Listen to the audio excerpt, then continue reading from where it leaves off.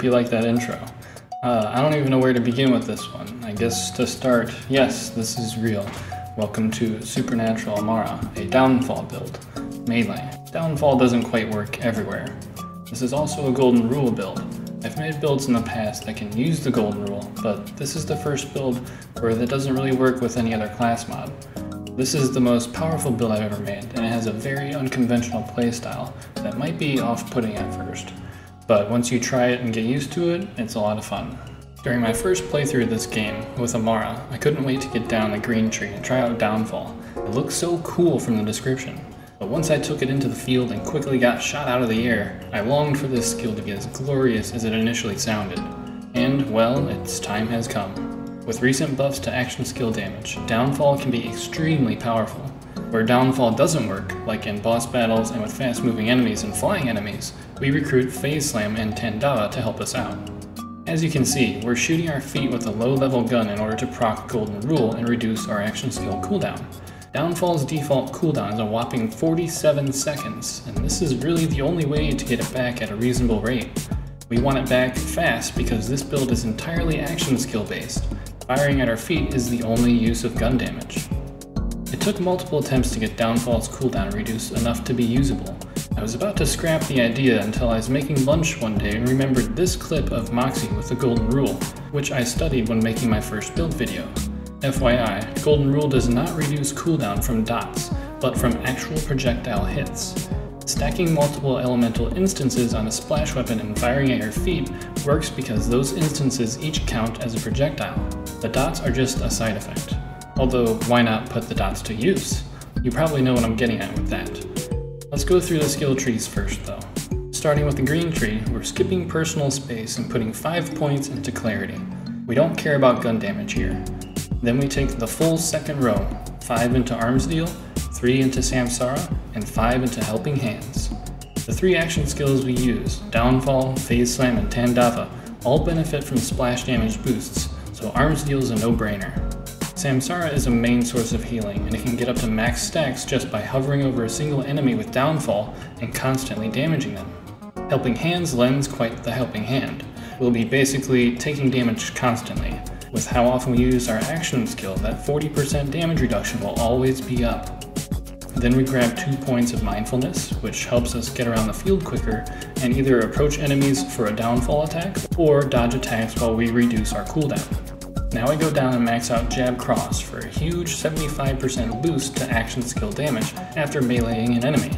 Half the time, that melee will also proc Groundbreaker and channel the massive damage that we've built up through our action skill attacks. Last for the tree, we grab Guardian Angel. Obviously, since we are action skill based, fight for your life is problematic. If you go down once, this will save you. If you go down twice, you're pretty much boned. But after some practice with this build, I can run the takedowns efficiently without dying. You can carry a backburner or complex root or something if you're worried about it. In the blue tree, we max out Do Harm. In the thick of battle, we're usually running with about 30 to 40 stacks of Do Harm, which, when coupled with Awakening further down the tree, gives around a 200% action skill damage increase, which is huge. It's worth noting that shooting ourselves in the foot will help build rush stacks, especially with Violent Tapestry, of which we will take 2 points. 2 points into Alacrity to increase our reload speed so we can keep shooting our feet. Then 5 points into Restless, which I'm sure you saw coming. 1 point to Ascendant to buff the healing from Soul Sap. This probably isn't necessary as 30% of our action skill damage is plenty of healing, but I would still recommend it. We need to get further down the tree anyway. 3 points into From Rest to stack our Golden Rule cooldown faster, to make our foot even more sore. 3 points into Laid Bare, a powerful overall multiplicative damage boost. The Golden Rule class mod can grant bonuses to this skill, which is awesome. 3 points into Awakening, as mentioned, to help out our rush stacks, especially Do Harm. 1 point into Remnant. Remnant is bonkers with this build, hitting for hundreds of millions on the regular, and occasionally hitting for over 1 billion damage, which you can tell by no damage number appearing. Phase slamming and meleeing a boss does a lot of work, but usually a smaller mob will get killed by the phase slam, and the Remnant orb from that kill will often find the boss, deleting their health to the next immunity phase.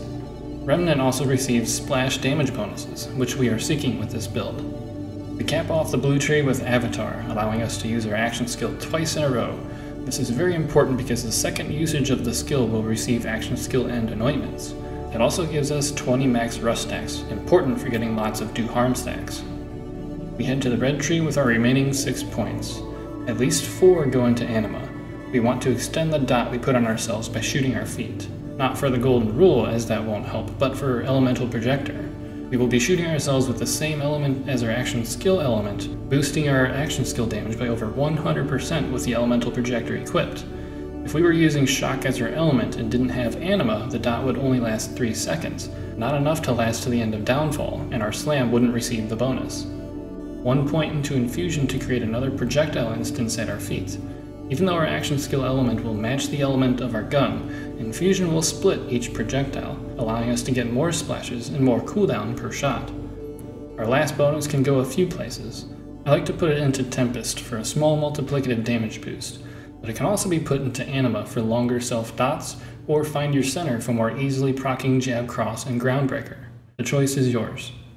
So this is a downfall build, but there are several places where downfall doesn't work. When things get hectic and you need to keep moving, downfall is just too slow. On the bridge in the Maliwan takedown, the crystal phases in the Guardian takedown, Slaughter Shaft. I think Slaughter Shaft is really only a problem because enemies have Mayhem 10 weapons. I've completed it using only downfall, but it was tough. In these situations, and during boss fights, Phase Slam is a better skill. In fact, it's a better skill overall for this build. It's got a shorter cooldown, its attack is almost immediate, you can hit fast-moving enemies and low-flying enemies with it, but it's not as glorious as Downfall, so this is a Downfall build, not a Phase Slam build. Anyway, we also have Tandava, which we use for high-flying enemies, and Wotan on top of the columns. With our skills all covered, let's move on to the gear. The golden rule has been mentioned plenty already. For each time you get hit, your action skill cooldown rate is increased. I don't know exactly how much it's increased, but the effect lasts for 8 seconds, and it ends up reducing the total cooldown time by 0.4 seconds per shot, until diminishing returns starts to kick in. So it will take quite a few shots at our feet for us to reduce a 20-something second cooldown to usable intervals. We can do it though. Action skill cooldown rate as a passive is required on this class mod. Points into Laid Bare are the best, but the other skills are also very helpful. If you can get a splash damage or action skill damage passive, that would be incredible. Also mentioned previously, we use an elemental projector. We will always be dotted with our action skill element, because we are using a gun of the same element and constantly shooting ourselves with it. We would be dumb not to take advantage of that with an elemental projector. The second part of the artifact is up to you. Victory Rush is the most useful, as it will be an 18% multiplier to our damage. Auto Idol is also nice for healing, but really it could be anything you want. For our shield, there's unfortunately no wiggle room here. It must be a stopgap with the anointment. On action skill start, activate any effects that trigger on shield break or fill. That one time in the heck hole where I tried out Downfall and a badass trooper shot both me and my dreams out of the air is forever burned into my mind. This shield puts those nightmares to rest. You'll be immune while flying through the air, puking a laser waterfall onto our foes, doing a front flip, and punching the ground with 7 arms. Damn, I love this game. That 5 seconds of immunity will also give us time to heal from Clarity, Samsara, and Soul Sap. We will often be very low on health by the time we're done shooting ourselves and our action skill is back. The way we pop into Downfall or Phase Slam with this build is a lot like being Moze and hopping into Iron Bear when at low health. Our action skill is not only our do damage button, but it is also our save my life button. This is all thanks to the stopgap, and this build wouldn't work without it. For our grenade, we can use anything with the 50% bonus radiation damage anointment. The grenade itself doesn't matter. The bonus radiation damage doesn't add much to our action skill damage, but it will make enemies explode when they die, taking out others nearby. Additionally, it will add another projectile instance to our weapon, making us get splashed even more and further reducing our cooldown through the golden rule. Lastly, when Groundbreaker procs, it adds bonus elements, so that's an extra 50% radiation damage to a very powerful attack. But wait, there's more. Since we're shooting ourselves with this bonus element, we're going to be dotted by it. And since we're dotted with it, our elemental projector will boost damage of that type. So when Groundbreaker procs with elemental projector, our radiation damage is doubled, and it even becomes greater than the original Groundbreaker damage. So what have we been shooting ourselves in the foot with this whole time? This is another key piece to the puzzle. Obviously, it's a low-level weapon, so we don't kill ourselves. If you don't know how to get a weapon at a low level, here's a quick rundown. Farm for the weapon, and when it drops, don't pick it up. Save and quit. Join a friend's game while they're in Sanctuary. You join as a level 1 character and check the lost loot. Everything that pops out will be level 1, or as low of a level as it can be. Now, what weapon should we farm for? The ideal weapon is one with splash damage, multiple projectiles, high fire rate, high magazine size, and a short reload time, all for quickly stacking the golden rule for a shorter cooldown. But equally important, it must be able to drop with an action skill and splash damage anointment. Crazily enough, if we're holding a weapon with that anointment, and that anointment is activated, our 3 action skills will receive that 200% bonus splash damage buff.